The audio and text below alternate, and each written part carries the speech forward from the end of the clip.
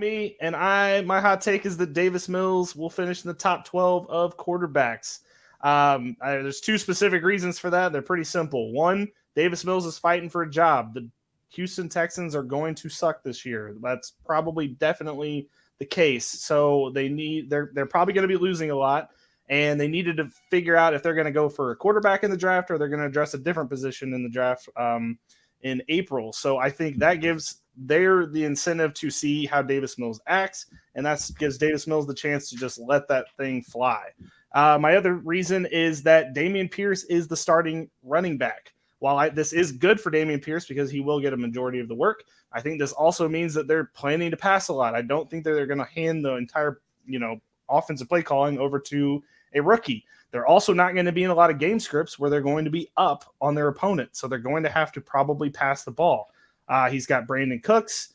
I cannot say that I trust the rest of the receivers on there. I believe in Nico Collins, even though, we'll see. They just picked up Tyler Johnson today off of waivers from the Bucks. He could be potentially relevant for them, and they do have pass-catching running backs, kind of hit or miss there as well. Dameon Pierce is actually decent at catching the ball as well. So for that reason, Davis Mills, this is a season for him to finish in the top 12. And the thing is if he doesn't, then I think that we are seeing the end of Davis Mills as a starting running or quarterback in the NFL.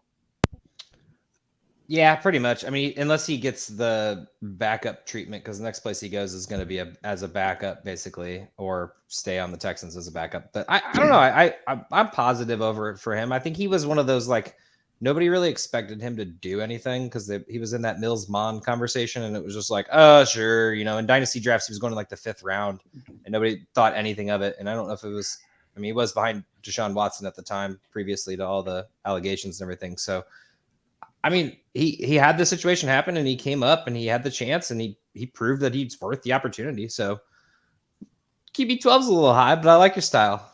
Shoot for the moon. Moonian Pierce. It's Kyle. Go ahead, man. I was gonna say it's tricky with Mills. I think you said it best when it's either QB12 or bust for Mills moving forward. Like if he doesn't finish 12, he's done. I agree, but I don't think he finishes. I feel like it's a hard route for him to get there without a ton of rushing attempts. Above him, there's plenty of just strictly pocket passers who can kind of make their way above Mills. I know they'll be playing behind a lot, but it's tricky. I don't see them scoring a ton to make their way back. Not enough to place Mills up in the top 12. But your head's there. I do like the thought. It's a tricky one for me to get behind. You brought him on the podcast just for him to shoot down your take. I'm not here, Kyle. I'm not worried. They play the Jaguars twice. They play the Titans twice. Titans have a better defense, but I don't know. I'm not worried. Joe, what do you poke some holes in it? Okay, so I absolutely love Kyle's point of him not being mobile at all. That does definitely put a damper on him. I'm actually, I think Brandon Cooks, my hot take before you said the Mills thing was going to be Brandon Cooks as a top 12 receiver because I'm all in on Brandon Cooks this year. He's the only show in town. He can light it up. If Nico Collins can come along, that's awesome.